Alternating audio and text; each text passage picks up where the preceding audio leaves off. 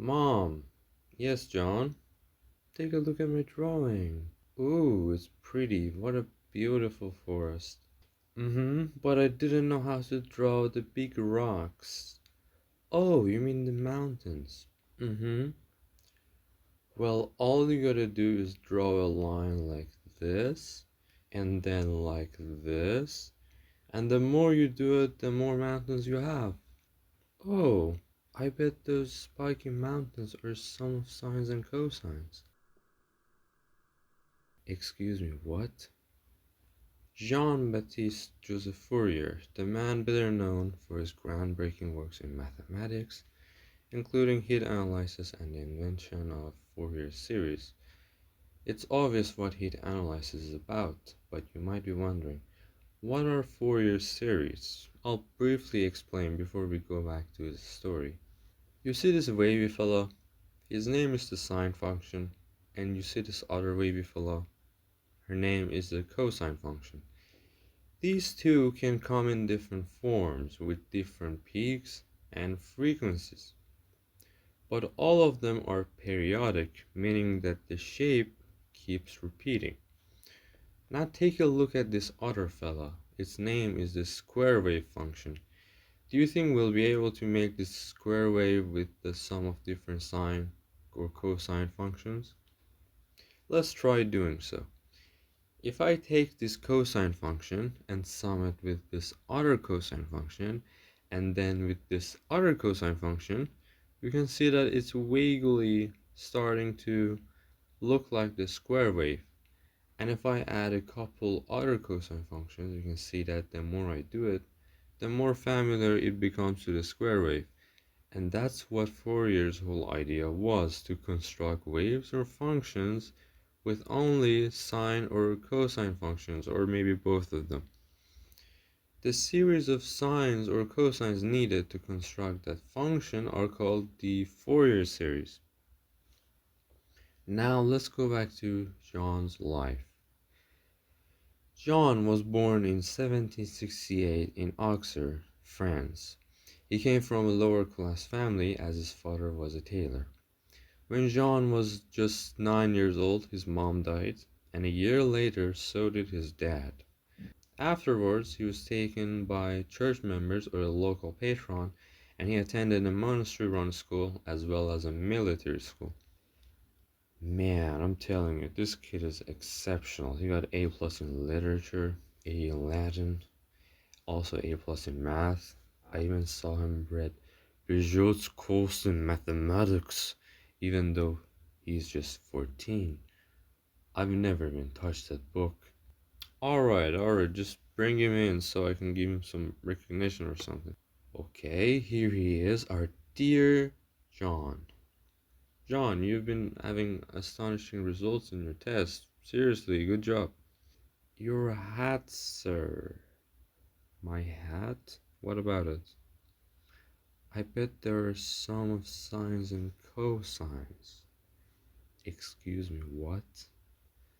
Despite developing an interest in math, self-studying math, and winning prizes for his achievements in mathematics and mechanics, he decided to join a Benedictine abbey to become a priest, but he couldn't stop his passion for mathematics. John, what are you doing? Um, Praying? With pen and paper. Can't a fellow like me submit his prayers via a letter? Seriously, John, you're spending most of your time on math again, aren't you? You know you can't be a priest and a mathematician at the same time. Ah, yeah, I know. Good. I know you're very passionate about math, but we both know that being a priest is written in your destiny. I see a lot of potential in you. If you keep putting in the effort and keep your trust in our dear Lord, not only you'll be an amazing priest, but maybe one day you'll even become a bishop. Oh, when did you even leave? So he quit the abbey and went after his passion, mathematics. He also taught math, history, and philosophy at his former school.